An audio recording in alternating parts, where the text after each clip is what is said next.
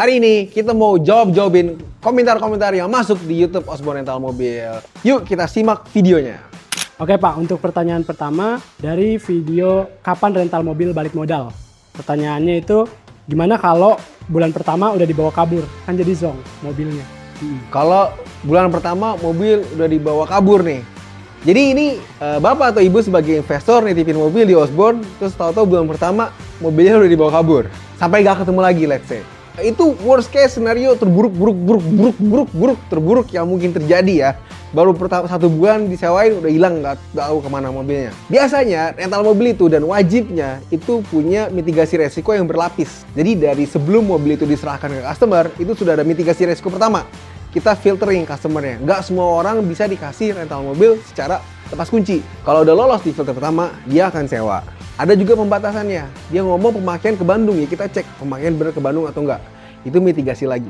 Kalau dia tiba-tiba jauh nih, tiba-tiba ke Jawa Tengah, kita udah bisa mencegah duluan tuh sebelum dia bener-bener bawa mobilnya kabur sampai gak ketemu lagi di Jawa Tengah. Terus, yang ketiga, kalau ternyata mobil sudah digadai atau dijual putus, itu kita masih bisa cari mobilnya dari GPS yang terpasang di mobil. Itu adalah mitigasi resiko yang ketiga. Pastiin GPS mobil terpasang lebih dari 1 di mobil, sehingga kalau udah dibawa kabur, kita masih bisa ketemu ya.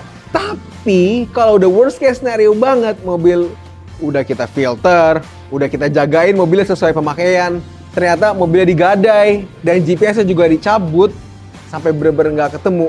Nah, baru nih ada berbagai cara yang bisa kita lakukan. Yang pertama itu kontrak perjanjian bagi hasilnya seperti apa. Idealnya ada bagian yang wajib ditanggung oleh rental atas kalau mobil itu hilang sampai nggak ketemu. Misalnya digelapkan atau dijual atau digadai sampai nggak ketemu lagi mobilnya. Di kontrak sebaiknya pihak rental itu minimal banget bertanggung jawab atas 50% dari mobil tersebut yang hilang.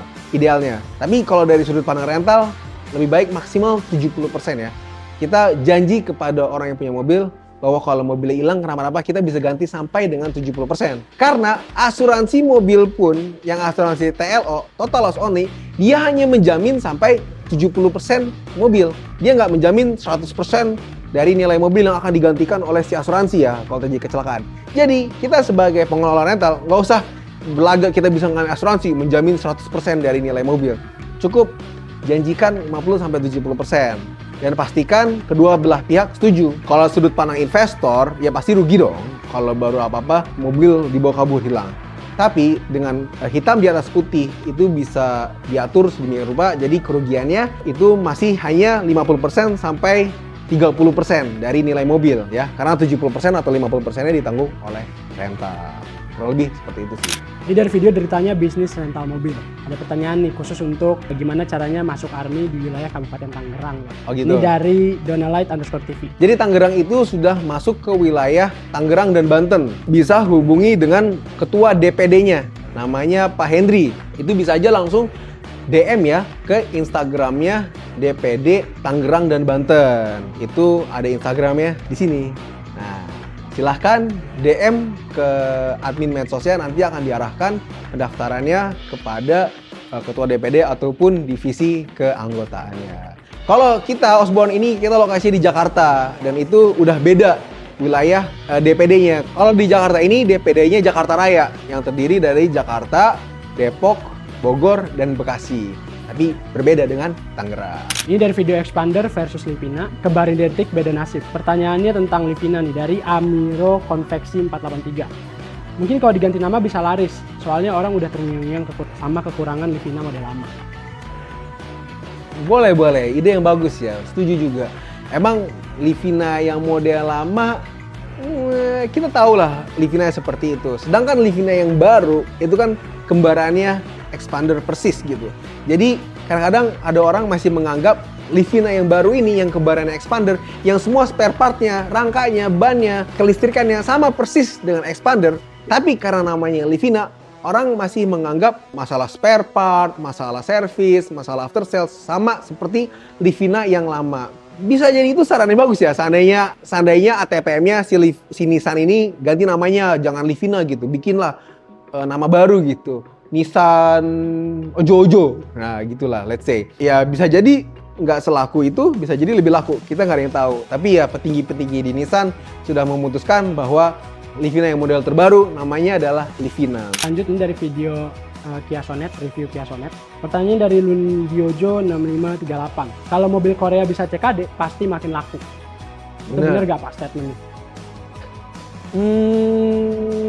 Kalau bener atau enggak ya statement ya. Tapi kalau CKD harganya cenderung lebih murah, bisa jadi lebih laku ya. Bisa jadi ya, hukum ekonomi. Kalau lebih laku bisa jadi penjualannya naik. Tapi bukan berarti semua barang yang harganya murah atau lebih murah akan jadi lebih laku ya. Kayak Hyundai. Hyundai itu ternyata sudah memutuskan bisnisnya adalah dia full CKD di Indonesia. Dia bangun pabrik di Jawa Barat banyak. Sedangkan Kia-nya sendiri nih, Korea juga tuh. Tapi dia memutuskan untuk CBU. Lagi dari India ya. Kayak di Osborne ini kita ada Kia Sonet. Itu ternyata ya CBU juga dari India. Mobilnya bagus, dalamannya kualitasnya kokoh. Cuman emang di kelasnya dia penjualannya kalah sama yang lain. Kalau emang dia CKD akan lebih laku, menurut saya kualitasnya Kia bagus nih. Kalau dia lebih murah, saya setuju sih. Dia bisa lebih laku tuh, Kia di Indonesia. Karena Hyundai terbukti ya, penjualannya bisa lebih melejit dengan dia kondisi CKD di Indonesia. Apalagi Kia yang notabene saudaranya Hyundai. Oke, pertanyaan selanjutnya. Dari video solusi buat nambahin dana usaha rental mobil kamu. Dari Master One Auto. Yang paling menguntungkan investor itu cara yang ke-1 ya Om. Cara ke-1 itu tentang sistem bagi hasil. Oh ya. Oke, kalau sistem bagi hasil, apakah yang paling menguntungkan bagi investor atau tidak? Ya, sebetulnya tergantung dari si investor ini nitip mobilnya di rental yang seperti apa. Kalau dia nitip di rental yang laku, wah iya dong, cuan banget itu. Karena kan sistem bagi hasil. Semakin laku rentalnya nyawain itu mobil, semakin banyak juga si investor yang akan dapat uangnya. Itu jelas, investor akan lebih cuan. Tetapi kalau dia nitipin di rental mobil yang cenderung nggak bisa jualan, marketingnya jelek, nggak dirawat mobilnya, akhirnya penjualannya juga lesu, ya rugi, lebih rugi lagi itu si investor ya. Karena dia sistemnya bagi hasil. Semakin nggak jalan itu mobil, semakin sedikit pendapatannya si investor. Jadi ya belum tentu itu yang paling menguntungkan. Bisa jadi cara yang kedua yang dikontrak secara tetap, secara bulanan oleh rental, bisa jadi lebih menguntungkan karena dia punya pendapatan yang tetap, yang stabil selama bertahun-tahun, terlepas dari kondisi rentalnya lagi laku atau lagi sepi. Dia punya fixed income yang pasti selama terus-menerus. Jadi sebetulnya jawabannya adalah tergantung. Ini dari video review GPS rental mobil. Pertanyaan dari Chris Cahya. Mohon rekomendasi merek dan tipe terbaik. Fitur yang bisa matikan mesin, bisa dengar suara kabin, and real time accurate position untuk GPS. Jadi kalau di Osborne sendiri GPS itu kita ibaratnya kayak rakit komputer. Kita rakit sendiri. Kita beli GPS ya di toko, terus kita beli servernya di toko, terus kita beli kartunya di toko lagi, sama teknisinya kita panggil untuk pasangin semua barang-barang itu di mobil. Jadi kita nggak pakai vendor yang langsung bayar 1,5 juta, langsung bayar 2 juta untuk all in gitu, pasangin GPS di mobil atau beres. Kalau kita ngomongin sudut pandang Osborne, berarti kita tahu nih toko-tokonya. Kalau GPS yang butuh fitur-fitur tadi, bisa matiin mesin dari jauh, bisa rekam suara, dan dia awet ya, itu menurut saya paling cocok adalah Concox GT06N. Itu yang biasa kita pakai buat matiin mesin. Dia juga lumayan kuat, bisa tersambung dengan server track solid, bisa nguping pembicaraan dari dalam. Dia ada colokan untuk nyambung ke mikrofon kabel panjang yang bisa masuk ke dalam kabin, sehingga ketika kita telepon GPS ya, kita bisa mendengarkan percakapan yang ada di dalam mobil, dan dia bisa matiin mesin dari jauh. Dia punya fitur 4G, jadi akan sangat compatible dengan industri telekomunikasi di Indonesia ke depannya. Lanjut, ini dari video Innova Zenix versus Innova Reborn. Pertanyaannya panjang banget. Oh gitu? Mungkin lebih ke statement ya, jadi Okay. dia kayak curhat. Nah, tapi bisa dilihat di sini pertanyaannya. Rangkumannya adalah, apakah efisiensi dan biaya Zenix sebanding dengan kenyamanan dan teknologinya? Itu yang pertama. Pertanyaan kedua adalah, apakah benar Zenix kurang tahan dibanding Reborn dalam jangka panjang? Nah, jadi yang pertama, kita di Osborne adanya Zenix G CVT yang bensin ya. Kita nggak ada yang hybrid. Kita merasa berkompetensi untuk jawab kalau beli yang G CVT bensin aja, yang non-hybrid. Kalau beli yang non-hybrid, memang secara konsumsi BBM itu lebih tinggi dibanding Reborn yang diesel. Tapi ya Reborn diesel dia juga perawatannya juga ekstra tuh. Karena dia udah tahu diesel, seharusnya pakai spek yang lebih tinggi, dia isi biosolar tuh, yang subsidi. Sedangkan Zenix, ya itu harus diisi sebetulnya minimal Pertamax. sehingga mesinnya lebih awet. Nah, dengan harga yang kita bayar lebih tinggi, apakah worth it gitu ya? Dengan fitur-fiturnya, dengan harganya. Ya sebetulnya menurut saya sangat worth it ya. Zenix itu kerasa jauh lebih modern, lebih mobil gitu ya. Dia sudah support Android Auto, Apple CarPlay, terus rem tangannya itu sudah elektrik, penggerak roda depan banyak, tempat-tempat nyolok HP, banyak tempat nyimpen botol, dan rasanya lebih mobil karena dia sasisnya sudah monokok. Beda dengan Reborn yang dia masih pakai sasis leather frame, jadi rasanya seperti truk. Meskipun memang truk yang empuk banget karena suspensinya settingannya empuk banget. Cuman ya tetap aja kerasa gitu. Itu seperti di atas kapal besar gitu kalau kita naik Reborn. Sedangkan kalau Zenix itu terasa seperti di dalam mobil sedan yang lebih besar, lebih tinggi, lebih panjang. Nyamannya sebetulnya ya selera orang ya, tapi sebagai Gen Z dan kita yang semakin modern dan di perkotaan tentunya, ya pasti Zenix lebih oke. Cuman kalau medannya berat, nggak bisa dipungkiri, Reborn akan lebih kuat dengan sasis yang sama kayak truk. Wajar dong kalau dia lebih kuat, yaitu kekuatan Reborn pasti lebih tahan.